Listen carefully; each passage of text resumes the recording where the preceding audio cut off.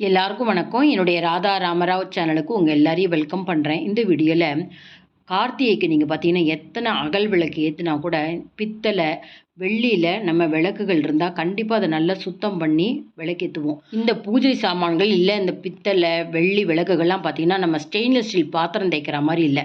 நம்ம stainless steel பாத்திரம் சட்டுன்னு தேய்ப்போம். ஆனால் இந்த பூஜை சாமான்கள்லாம் ரொம்ப நிதானமாக நல்லா பளிச்சுன்னு இருக்கிற மாதிரி நல்லா பாலிஷாக இருக்கிற மாதிரி தேய்ப்போம். ஆல்ரெடி நான் பித்தளை பூஜை சாமான்கள் விளக்குகள்லாம் எப்படி தேய்க்கலான்னு வீடியோ போட்டிருக்கேன். அதனுடைய லிங்க்கும் உங்களுக்கு டிஸ்கிரிப்ஷன் பாக்ஸ் தரேன்.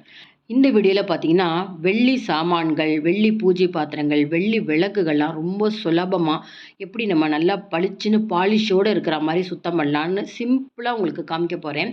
ஆல்ரெடி இதுக்கும் நான் வீடியோ போட்டிருக்கேன். சில்வர் டிப் அப்படிங்கிறத வச்சு எப்படி க்ளீன் பண்ணலான்னு. இது வீட்டில் இருக்க பொருட்கள் வச்சு தான் நம்ம சுலபமாக செய்ய போகிறோம். ரொம்ப குறைச்சலான நேரத்தில் நீங்கள் பளிச்சுன்னு எல்லா வெள்ளி பொருட்களையுமே நீங்கள் சுத்தம் செய்யலாம். இந்த வீடியோ உங்களுக்கு ரொம்பவே யூஸ்ஃபுல்லாக இருக்கும். வீடியோ ஸ்கிப் பண்ணாமல் பாருங்கள். இந்த வீடியோ பார்க்குறதுக்கு முன்னாடி இது வரைக்கும் என்னோடய சேனலுக்கு சப்ஸ்கிரைப் பண்ணாத வியூவர்ஸ் உடனே சப்ஸ்கிரைப் பண்ணி எனக்கு சப்போர்ட் பண்ணுங்கள்.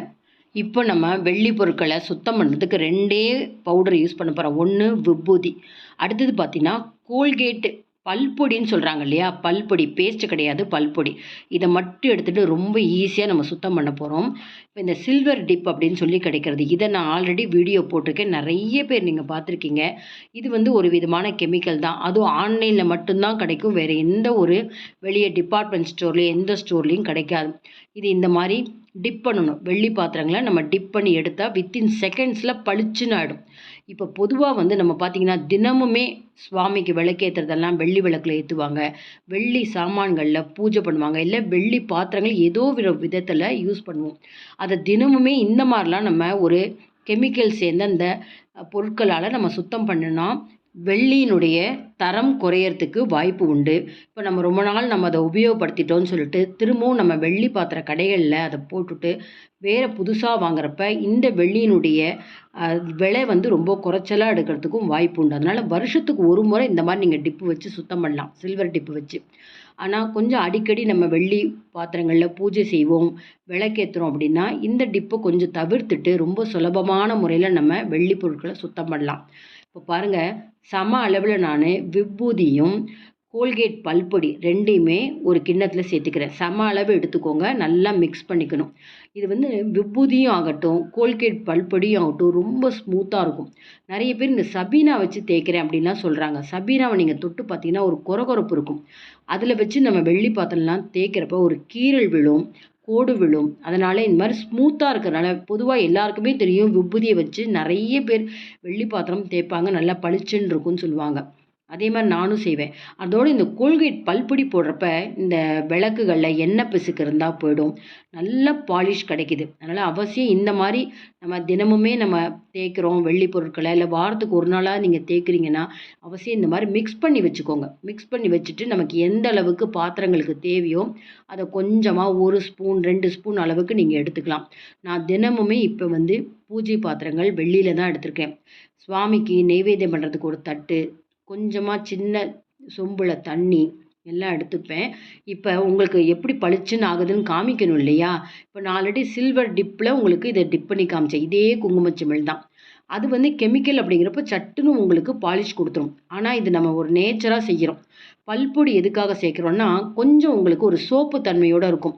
இது பல்லுக்கு நம்ம யூஸ் பண்ணுறப்ப தாராளமாக இதில் ரொம்ப பெருசாக கெமிக்கல் இருக்காது. நீங்கள் இந்த மாதிரி வெள்ளி சாமான்கள் தேய்க்கிறதுக்கு அவசியம் உபயோகப்படுத்தலாம். நீங்கள் கேட்கலாம், இதுவும் கெமிக்கல்ஸ் இருக்குமேன்னு. பல்லுக்கே நம்ம இந்த பொடியை உபயோகப்படுத்துகிறப்ப வெள்ளி சாமானுக்கு நம்ம உபயோகப்படுத்தலாம். ரொம்ப இந்த மாதிரி கருப்பாக இருக்குது பார்த்தீங்களா, நிறைய அப்ளை பண்ணி ஒரு 10 நிமிஷம் ஊற வச்சுருங்க. நிறைய டிசைன் இருக்கிற இடத்துலலாம் நீங்கள் இந்த மாதிரி ப்ரஷ் பண்ணி தேய்ச்சி விடுங்க. காமாட்சி விளக்கு கூட இதே மாதிரி செய்யுங்க. நல்லா அப்ளை பண்ணுங்கள். ரொம்ப கருப்பாக இருந்ததுன்னா ஒரு முறை நீங்கள் தேய்ச்சிட்டு அப்புறம் அடிக்கடி நீங்கள் இந்த வெள்ளி பொருட்களை இதே மாதிரி நீங்கள் பயன்படுத்தி சுத்தம் பண்ணிங்கன்னா ரொம்ப சுலபமாக 1 நிமிஷம் 2 நிமிஷத்துலேயே நீங்கள் வெள்ளி பொருட்களை எல்லாம் சுத்தம் பண்ணிடலாம். நான் இப்போ தினமுமே பயன்படுத்துகிற பூஜை சாமான்கள் எல்லாம் தேய்க்கிறேன் பாருங்கள். எல்லாமே வித்தின் செகண்ட்ஸ் தான். ஒரு 5 செகண்ட் 10 செகண்ட்ஸ்குள்ளே நான் எல்லாத்தையும் தேய்ச்சி முடிச்சிடுவேன். இந்த மாதிரி ஸ்மூத்தாக அந்த பவுடர் இருக்கிறப்ப வெள்ளி பொருட்களில் கீறல் விழாது, கோடு விழாது. இந்த மாதிரி எல்லாத்தையுமே நம்ம தேய்ச்சி வச்சுடலாம்.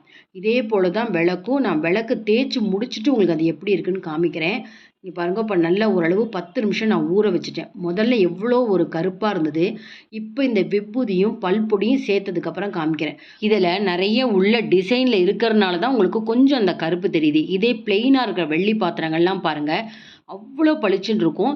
இந்த மாதிரி டிசைன் இருக்கிறத நம்ம ரொம்ப நாள் தேய்க்காமல் விட்டுட்டோம்னா திரும்பவும் நம்ம அடிக்கடி 2-3 முறை இந்த மாதிரி விபூதி, இந்த கோல்கேட் பல்பொடி வச்சு அடிக்கடி தேய்ச்சி நல்லா பாலிஷ் வந்தப்புறம் நீங்கள் உபயோகப்படுத்தலை அப்படின்னா நல்லா தொடச்சிட்டு ஒரு பேப்பரில் சுற்றிட்டு அதையும் ஒரு பிளாஸ்டிக் கவரில் சுற்றி நீங்கள் உள்ளே வச்சுட்டிங்கன்னா காற்று படுறதுனால தான் கருத்து போகுது.